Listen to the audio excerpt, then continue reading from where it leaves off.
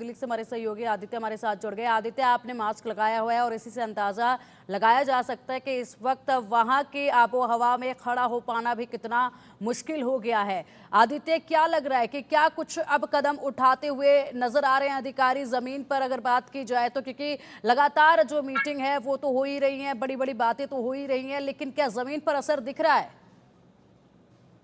पिंकी, मैं आपको बताऊं कि जिस तरीके से दिल्ली एनसीआर में पोल्यूशन है, आप खास तौर से बात करें कि मैं अभी मौजूद हूँ सेंट्रल दिल्ली में। सेंट्रल दिल्ली जबकि अछूता रहा है, ज्यादा पोल्यूशन यहाँ नहीं रहता था, लेकिन इस बार सेंट्रल दिल्ली में भी पोल्यूशन देखा जा रहा है। बहुत ही स्थिति खराब होती जा रही है। इसको लेकर के टीमें गठित की गई हैं लगातार, जो है, क्योंकि जिस तरीके से गोपाल राय ने कहा था कि पटाखे बैन किए जाएंगे या सख्ती कुछ बरती जाएंगी। ग्रैप वन लागू किया गया था, तो ग्रैप वन में जो बंदिशें लगाई गई थी उसी हिसाब से जो काम तो किया जा रहा है, उसी हिसाब आदेश तो आए हैं, लेकिन धरातल और आपको दिखाई नहीं देंगे। मैं लगातार बता रहा हूँ दर्शकों को, हम इंडिया न्यूज लगातार दिखा रहा है कि किस तरीके से जो पोल्यूशन है आपके सेहत पे खराब असर पड़ रहा है, हमारे सेहत पे खराब असर पड़ रहा है, और उसके रोकने के लिए जो प्रभावी कदम है वो नहीं उठाए जा रहे हैं। दिल्ली एनसीआर में एक नियम लगाया गया था कि आप जब आप आते हैं तो कहीं किसी दूसरे स्टेट से, चाहे हरियाणा से आप इंटर करते हैं या उत्तर प्रदेश से इंटर करते हैं, तो आपकी गाड़ी जो है वो गाड़ी आपकी पुरानी नहीं होनी चाहिए। जो डिजिटल गाड़ियां हैं, BS4 जो जनरेशन की गाड़ियां हैं,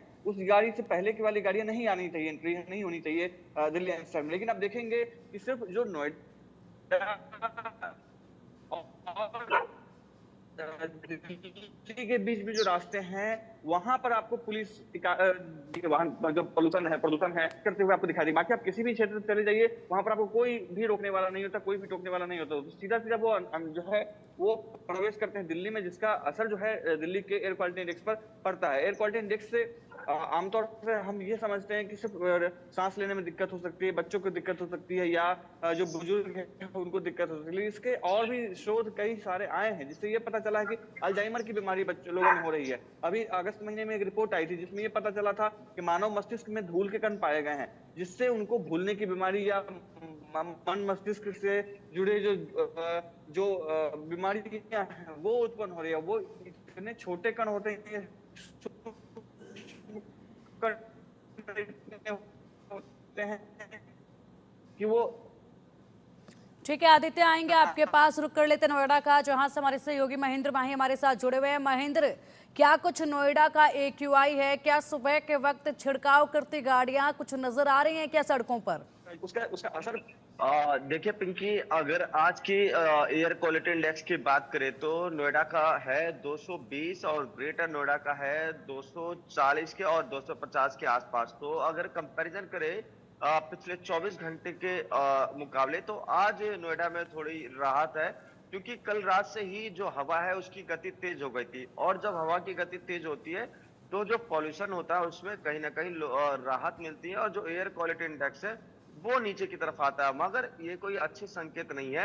आने वाले समय में और ज्यादा एयर क्वालिटी इंडेक्स बढ़ने वाला है, यानी कि जो वायु प्रदूषण है वो और ज्यादा खराब होने वाला है, क्योंकि ग्रेप वन लागू है, मगर जो उसकी पाबंदियां हैं उसको अधिकारी कहीं ना कहीं लागू नहीं करवा पा रहे। आज भी आप नोएडा, ग्रेटर नोएडा और दादरी की सड़कों पर आप जाएंगे, खुले में कंस्ट्रक्शन हो रहा है, खुले में जो मलबा होता है, बिल्डिंग का जो मलबा होता है वो पड़ा है। क्योंकि देखिए दिल्ली एनसीआर एक ऐसा शहर है जो 24 घंटा चलता है, चाहे गाड़ियों की बात करें, चाहे कंस्ट्रक्शन की बात करें, चाहे बड़ी बड़ी कंपनियों की बात करें, या नाइट शिफ्ट होती थी, ऐसे में वो प्रतिबंधित गाड़ियां जिनको बैन किया गया है वो भी चलती है। तो ऐसे में देखिए, एक तरफ अधिकारियों की लापरवाही तो है, यहाँ उनकी भी लापरवाही है जो अपने फायदे के लिए पूरे जनता का एक तरीके से कहीं ना कहीं भरोसा खो रहे हैं। तो क्योंकि कुछ ही समय बाकी है जब दिवाली का फेस्टिवल होगा और तमाम धनतेरस होगा, तो ऐसे में देखिए पटाखे जलेंगे, पटाखे जलने के बाद जो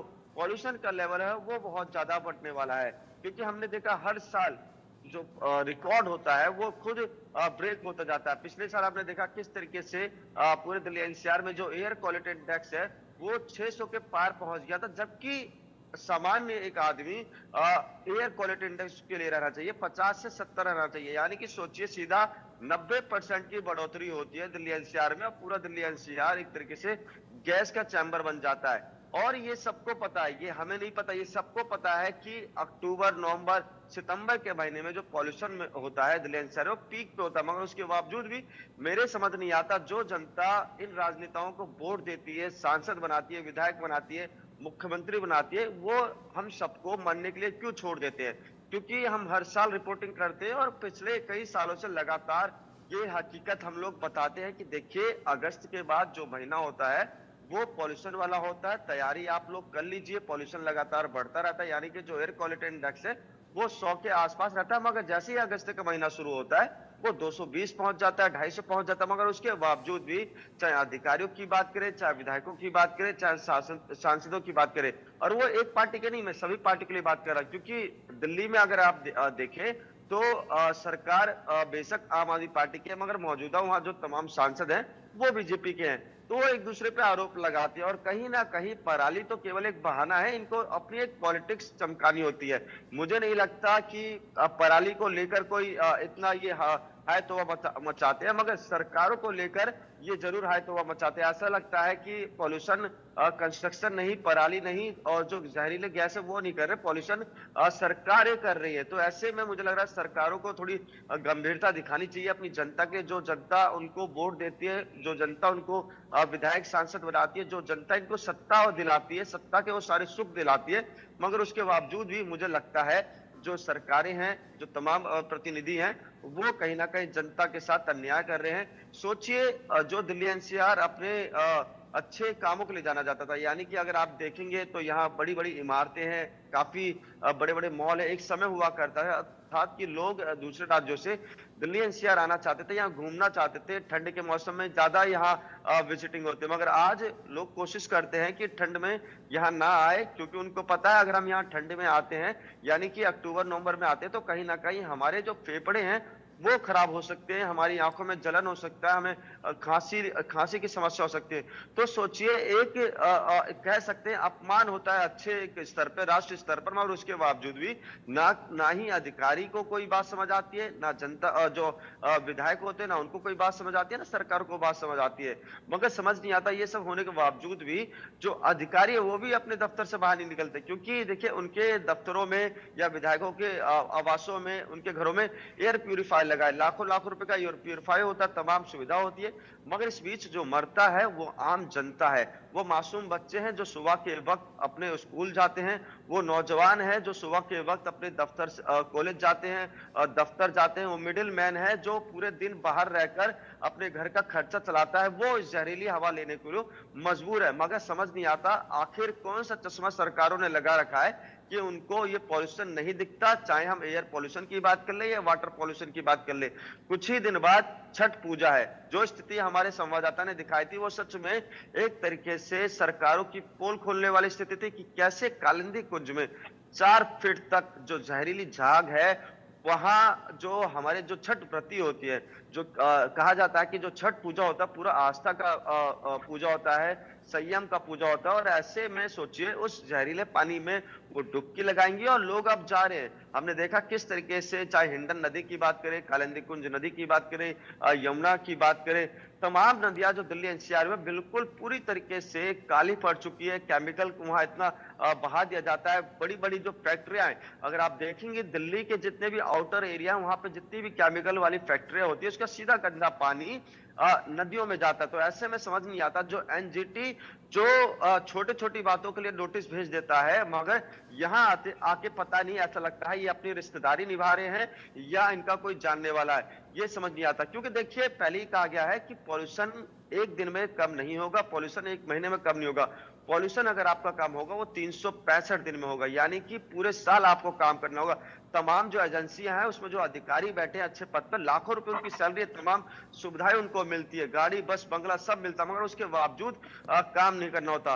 ऐसा तो नहीं है जो तमाम अधिकारियों को खुद ही एक तरीके बिल्कुल से पावर लेके बिल्कुल सफाई करनी। बिल्कुल महेंद्र, आपने बिल्कुल सही कहा, क्योंकि काम इस तरीके से हो नहीं रहा है जैसे बयानबाजी सामने आ रही है, सिर्फ महज आरोप प्रत्यारोप जो है वो देखा जा रहा है, जमीन पर कोई पब्लिक के लिए काम होता नजर नहीं आ रहा है। अनिल का रुख करेंगे, गाजियाबाद से हमारे साथ जुड़े हुए हैं लगातार ही। अनिल, आप अपडेट देते रहे हैं गाजियाबाद से कि किस तरीके से वहां के आबो हवा बदली है। अगर बात की जाए तो आने वाले समय में और कैसे हालात वहां पर देखे जा सकते हैं, क्योंकि अभी तो इतने पटाखे भी नहीं जलाए जा रहे हैं और ना ही ठंड से बचाव के लिए लकड़ियां जलाई जा रही हैं, तब जाकर ये हाल है। लेकिन अब धीरे धीरे करके इसकी भी शुरुआत होगी। उस वक्त तो गंभीर श्रेणी में AQI चला ही जाएगा। लेकिन गाजियाबाद की अगर बात कर ली जाए तो लोगों में क्या जागरूकता है वहां पर, क्योंकि प्रशासन तो उतनी तत्परता के साथ काम नहीं कर रहा है, लोग क्या खुद के लिए कुछ कर पा रहे हैं? देखिए, अलार्मिंग सिचुएशन है। लगातार इंडिया न्यूज ग्राउंड पर जाकर लोगों को बता भी रहा है कि किस तरीके के हालात कौन से क्षेत्र के बने हुए हैं, क्योंकि जैसे कि मैंने बताया, ये जो हमारे दर्शक देख रहे हैं, लोनी के हालात बद से बदतर हैं। यदि लोनी क्षेत्र में जाएंगे तो वहां पर विशेष ध्यान रखिएगा, जरूरी काम हो तो ही जाइएगा। तो कुछ क्षेत्र ऐसे हैं गाजियाबाद के जो बेहद प्रभावित हैं पोल्यूशन के चलते, और ऐसे में अधिकारियों को काम भी उस पर करना होगा। लगातार अब जुर्माना का काम भी चल रहा है। अभी कल ही एक कंस्ट्रक्शन साइट पर जो है 20 लाख का जुर्माना उनकी तरफ से लगा दिया गया है। पर ये जुर्माने सिर्फ कागजी कार्रवाई जरूर देखी जाती है, पर ग्राउंड पर क्या अधिकारी काम कर रहे हैं नहीं कर रहे हैं, ये सबसे बड़ी बात है। यदि कंस्ट्रक्शन साइट चल रही है तो उस पर बाकायदे अधिकारियों को वहां जाने की जरूरत होती है और लोगों को अवेयर कराने की जरूरत होती है, क्योंकि आज जैसे कि लगातार हम तस्वीरें दिखा रहे हैं अपने दर्शकों को, और आज की जो तस्वीरें हैं वो बदल गई है। आप देखेंगे ये ऊंची सी इमारत है, बिल्कुल आपको धुंधली सी दिख रही होगी, क्योंकि कोहरा नहीं है, पोल्यूशन की वो खतरनाक चादर है जो लोगों को अपनी आगोश में ले रही है, लोगों की सांसों को घोट रही है। बिल्कुल बिल्कुल अनिल, बिल्कुल दिल्ली का भी रुख कर लेते हैं अनिल। हमारे सहयोगी आदित्य हमारे साथ हैं। आदित्य, यहाँ पर 99 मोबाइल फोक गन लगाने की बात हुई थी दिल्ली के तमाम इलाकों में, क्या ये कार्य हो गया है? कब तक हो जाएगा? क्या अपडेट है इसको लेकर? जी देखिए पिंकी, इस तरीके के तमाम वादे हर साल किए जाते हैं, हर साल आरोप प्रत्यारोप भी लगाए जाते हैं। इस बार भी वैसा ही शुरू हुआ है। वादे किए गए कि स्मोक टावर लगाए जाएंगे, लेकिन स्थिति ये रही है कि पहले जो स्मोक टावर लगाए गए थे वो चालू ही नहीं हुए।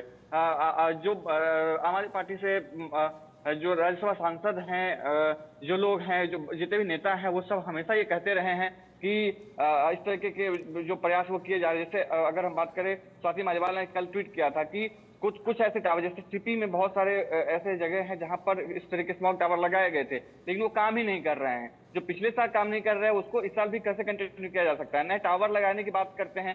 स्मोक टावर को लेकर के एक चीज और आती है कि कोई रिसर्च पेपर ऐसा नहीं है, डॉक्यूमेंटेशन नहीं है जिससे ये पता चल पाए कि स्मोक टावर काम आता है। जैसे अगर नोएडा की बात करूं, नोएडा के सेक्टर 16 में लगाए गए थे पिछले 3 साल पहले, लेकिन वो करोड़ों रुपए लगा करके लगाए तो गए, लेकिन उसका कोई आउटकम ही नहीं आया, उसका कोई रिजल्ट ही नहीं आया। और अंततः ये हुआ कि CSR के माध्यम से लगाया गया वो स्मोक टावर वहां से हटा करके शिफ्ट किया गया कहीं और दूसरी जगह जा।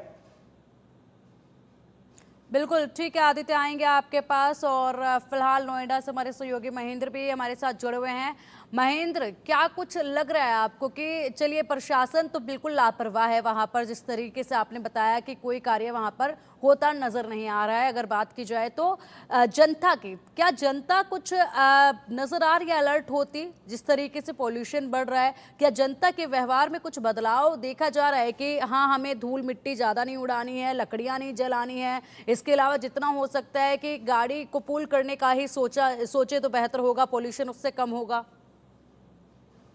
देखिए, बिल्कुल अगर आम जनता की बात करें, चाहे वो नोएडा की हो या पूरे दिल्ली NCR की हो, वो खुद परेशान है। जो जागरूक नागरिक है, उनको लगता है कि किससे पॉल्यूशन कम होगा, क्या हम ऐसा काम करें कि पॉल्यूशन ज्यादा नहीं बढ़े, क्योंकि उनको पता है कि अगर पॉल्यूशन बढ़ेगा तो वो खुद, उसका पूरा परिवार और उसके बच्चे कहीं ना कहीं पॉल्यूशन की चपेट में आएंगे। हमने देखा किस तरीके से जो लोग होते हैं वो अब जैसे, क्योंकि झाड़ू लगाना आपने देखा होगा, अक्सर जो सुबह उठ के लोग झाड़ू लगाते हैं, तो अब वो पानी का छिड़काव करते हैं, उसके बाद झाड़ू लगाते हैं। जो कंस्ट्रक्शन हो रहा है, यानी कि जो घर, छोटे छोटे घर बन रहे हैं, वहां वो नहीं बन रहे हैं, वहां अब रोक लगा दी गई है।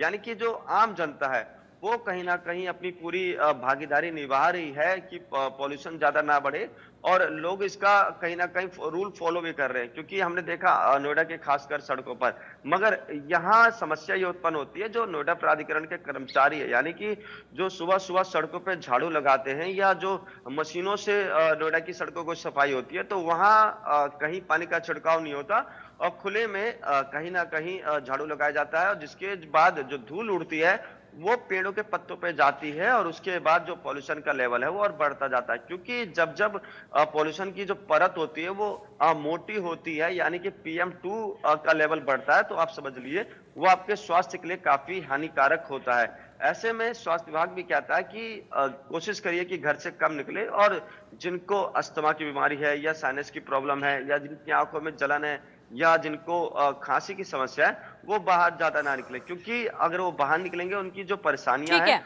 और बढ़ जाएगी। ऐसे में बिल्कुल ठीक है महेंद्र, बहुत बहुत शुक्रिया आपका इन तमाम अपडेट्स के लिए। आदित्य और अनिल, आपका भी शुक्रिया इन तमाम अपडेट्स के लिए।